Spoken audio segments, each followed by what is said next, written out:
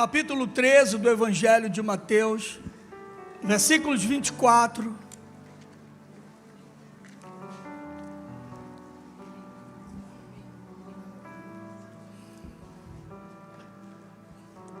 Parábola do trigo e do joio.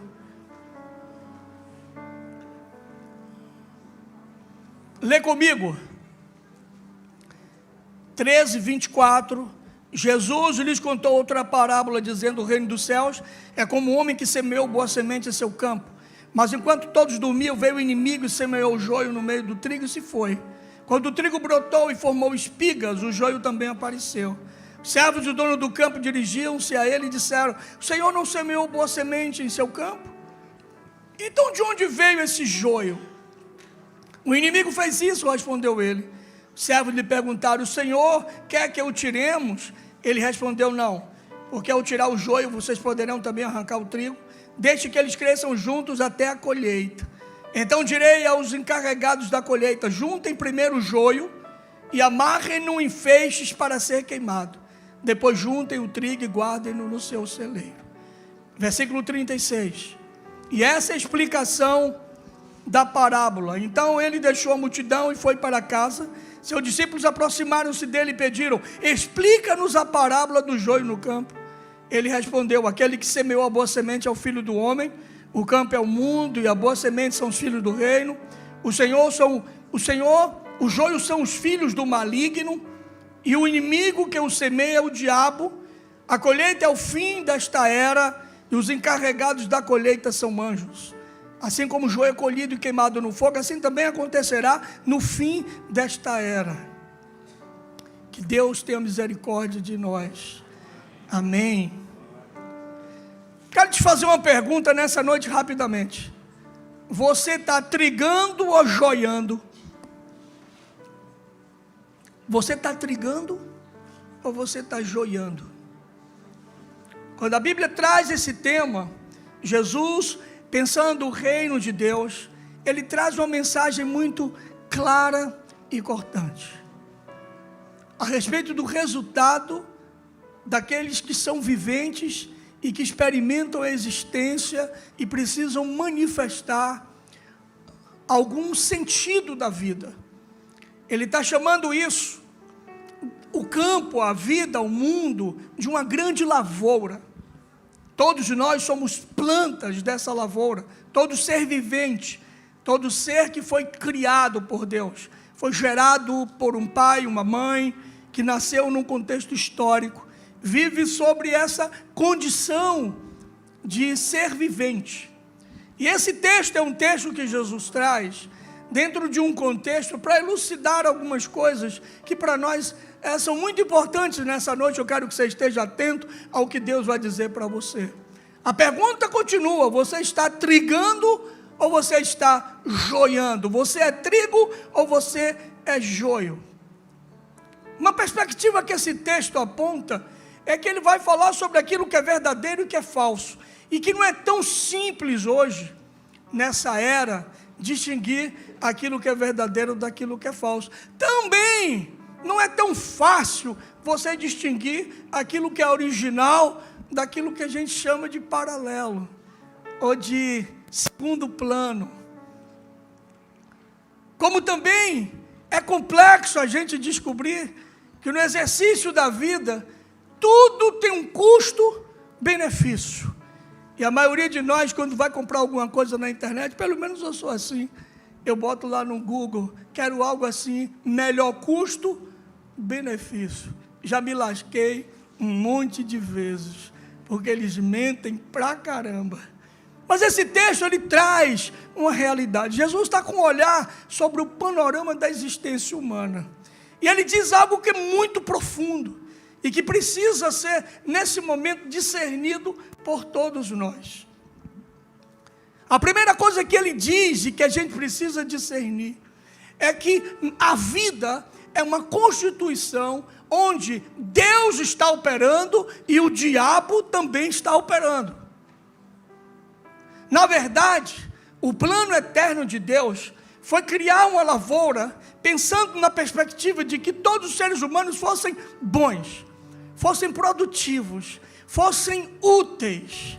Quando ele fala do trigo, ele está falando da possibilidade de que esses seres constituídos dentro da sua lavoura, todos se tornassem trigos, para que a finalidade das suas vidas pudessem produzir muito mais do que ocupar espaço, mas servir de alimento mesmo para a vida de outros. Deus semeou um dia, e Ele semeou o melhor. Ele apostou em você como sendo o melhor. É como se Ele olhasse para você e dissesse: olha, eu te criei para ser trigo, mas fica seguro de uma coisa: você pode se tornar joio, se você não tiver atenção a um detalhe. Então a primeira coisa que eu quero que você segure na sua mente é isso: Deus só semeia trigo. Deus só opera no melhor. Deus só constitui aquilo que é produtivamente capaz de alimentar e de produzir vida na vida de outras pessoas. Você se olha e diz: será que eu sou trigo ou eu sou joio? Será que minha existência faz sentido para a vida de outras pessoas? Ou eu sou um elemento a mais na vida que me percebo como inútil ou fútil, ao ponto de: será que eu sirvo para alguma coisa? Eu lhe diria: tudo que Deus criou serve para alguma coisa.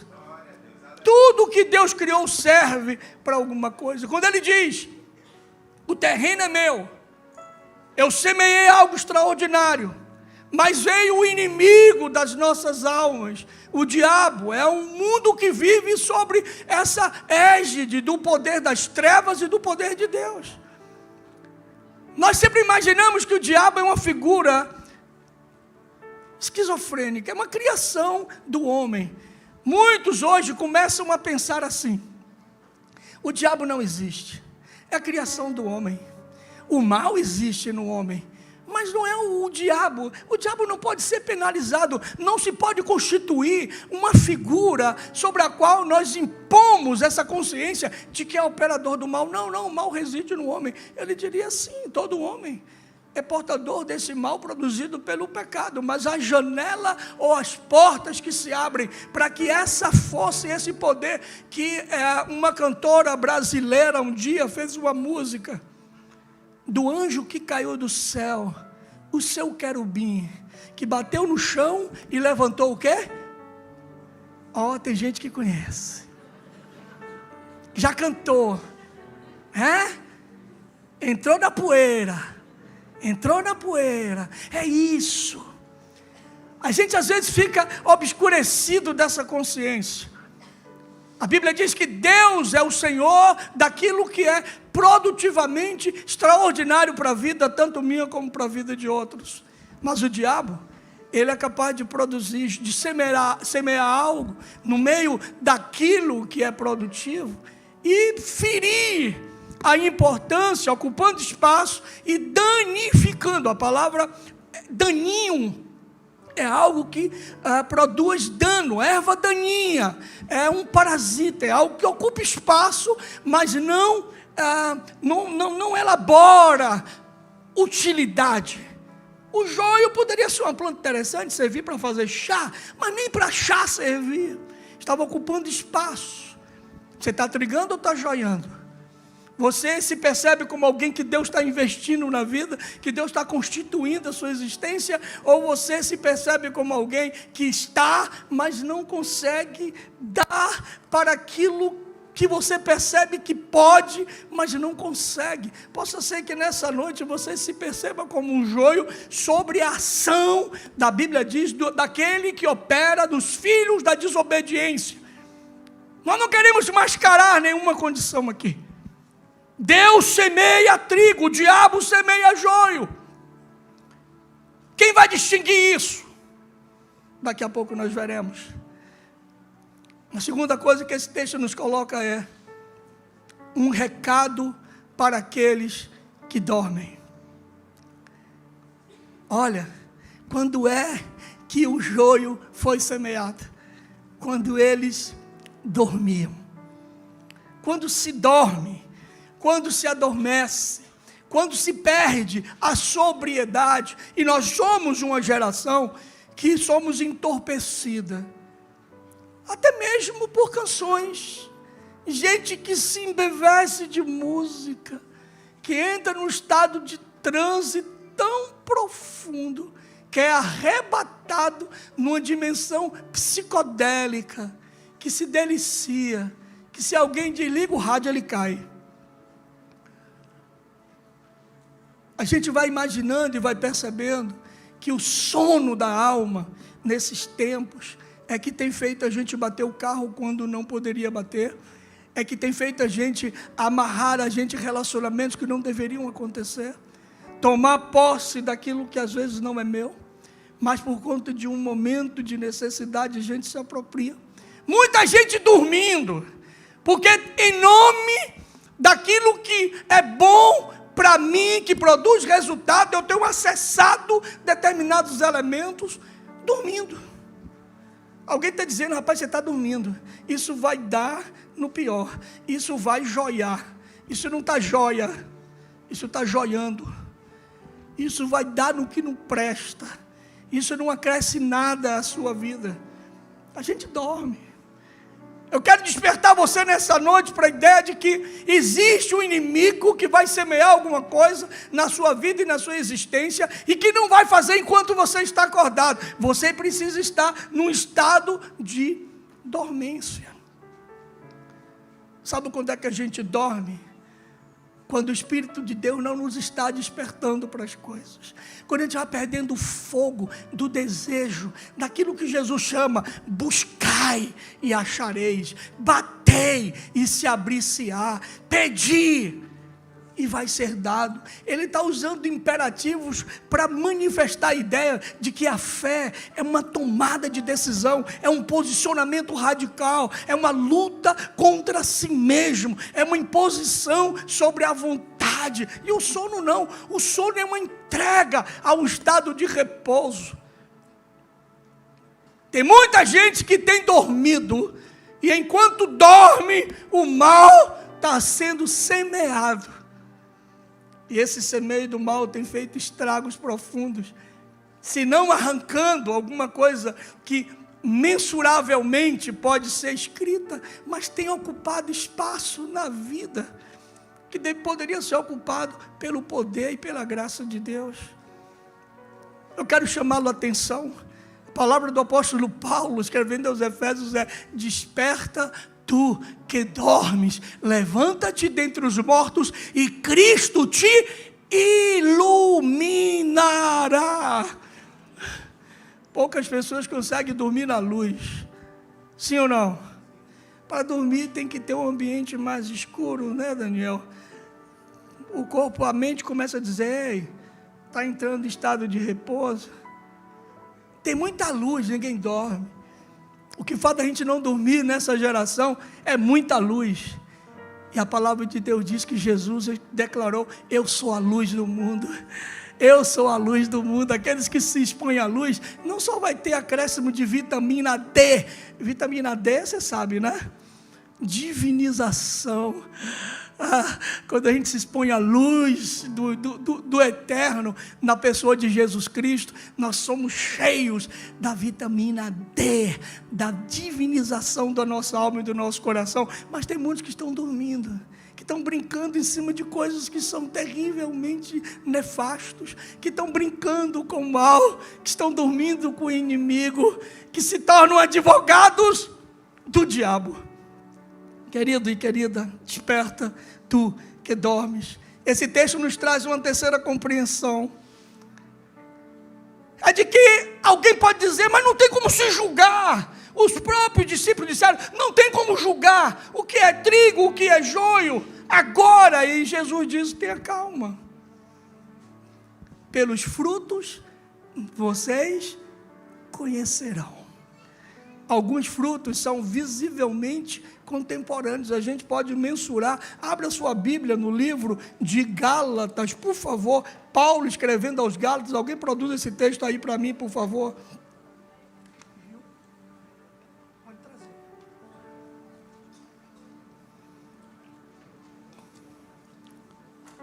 aos Gálatas, capítulo 5. Obrigado, Paulo.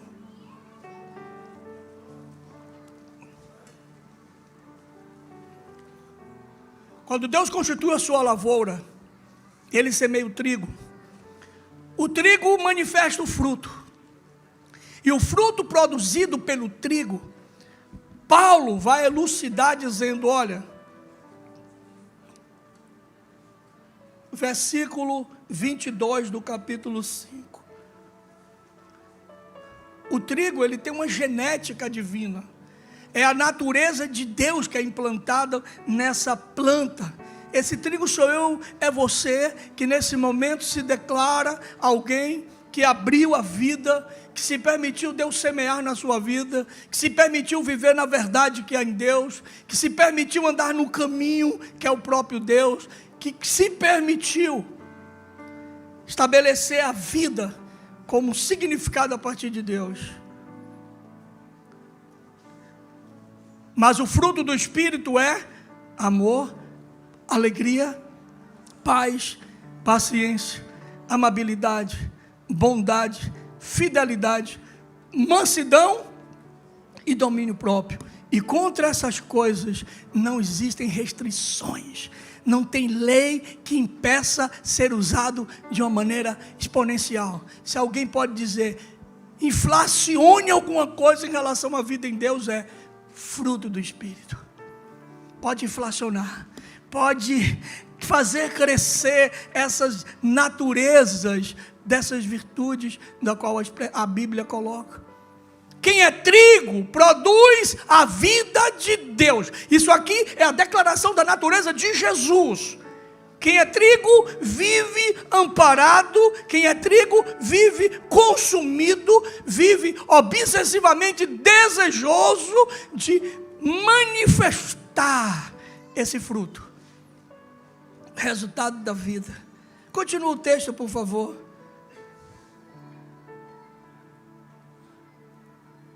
Os que pertencem a Cristo Jesus crucificaram a natureza do joio, a carne, com as suas paixões e desejos. Agora vamos pensar sobre o fruto, a manifestação da espiga do joio. Versículo 19.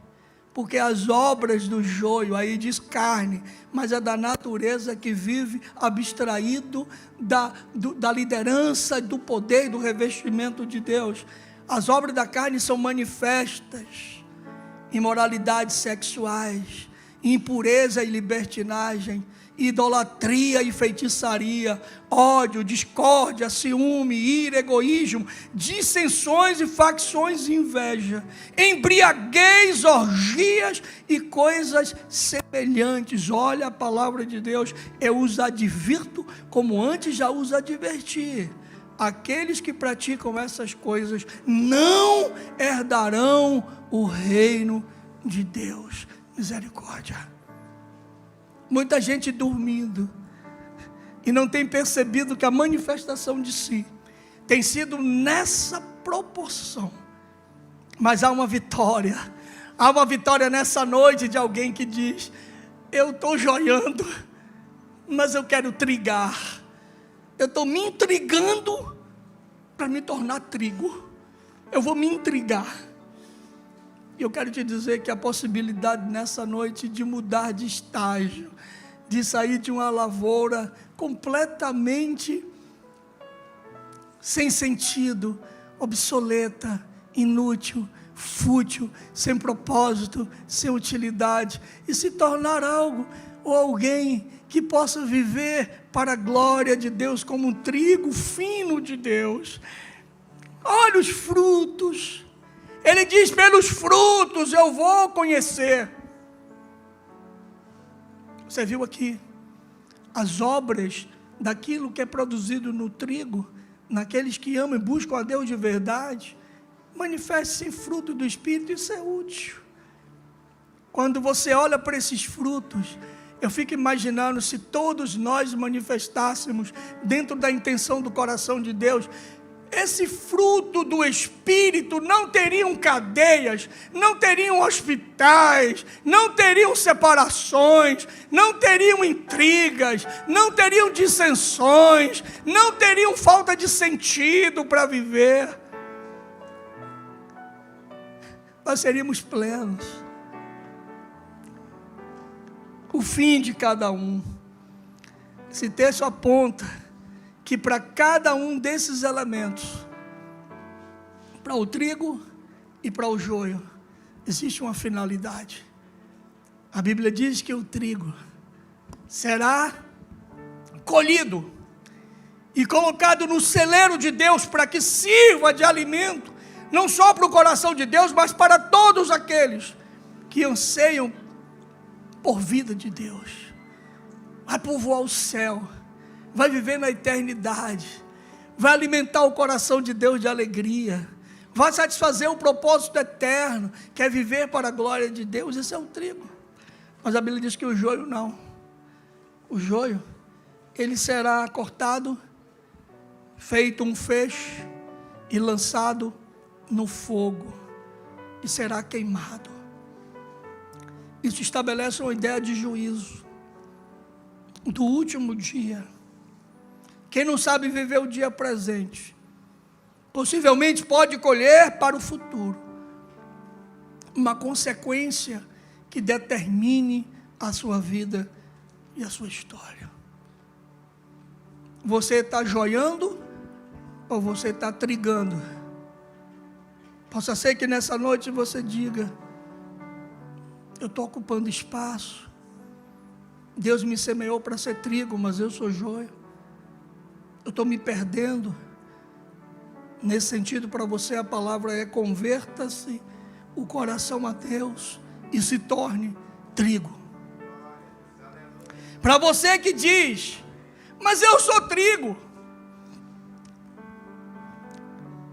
o conselho da palavra é: sede sóbrio, vigiai. O diabo, vosso adversário, anda ao derredor de vós, rugindo como leão, buscando a quem possa tragar. Não viva como um joio. Você entendeu essa palavra? Diga amém. Espero que essa noite seja uma noite onde nós possamos joiar, não, trigar, e tornar aquilo que é expurgo, aquilo que é declaradamente visualizado por mim na minha vida e na minha história, e dizer para o próprio Deus: Senhor, o Senhor não me criou para ser joia, o Senhor me criou para ser trigo. Eu quero viver como um trigo, eu quero manifestar o fruto da verdade que há no Senhor. As igrejas não são capazes de identificar isso. A religião não é capaz de identificar isso. Só Deus e você. Só Deus e eu. Que Deus nos faça superar nossa religiosidade. De imaginar que alguém olhando o nosso estereótipo, nosso jeito de vestir, de andar, de sair, de falar, não perceba que dentro de nós existe um outro ser adoecido, que ainda não conseguiu mergulhar na dimensão do que Deus estabeleceu, para se tornar de verdade na natureza de trigo. E que Deus nos ajude a também não censurar aqueles que nós não imaginamos que não estão na nossa religiãozinha, no nosso molde de fé, desconhecendo que possa ser que tem alguns trigos, algum joio, que na verdade nós identificamos como joio, mas para Deus é trigo em potencial. Que Deus nos ajude a reconhecer isso, e não saiamos por aí estabelecendo juízos. Ele diz: arranca, diz não, calma, para que supostamente você não arranque e prejudique a planta que está do lado. Deixa crescer. E aí esse deixa crescer é Deus dizendo: olha, eu tenho paciência, Não sei até quando. Mas que nessa noite, você que se olha e diz: cara, eu acho que eu não sou trigo. Se intrigue e se torne trigo. Se você olha para si e diz: cara, eu sou um cara joia, possa ser que você seja um joio joia. E Deus está te dizendo nessa noite assim: olha, se veja de verdade, abre o teu coração para mim.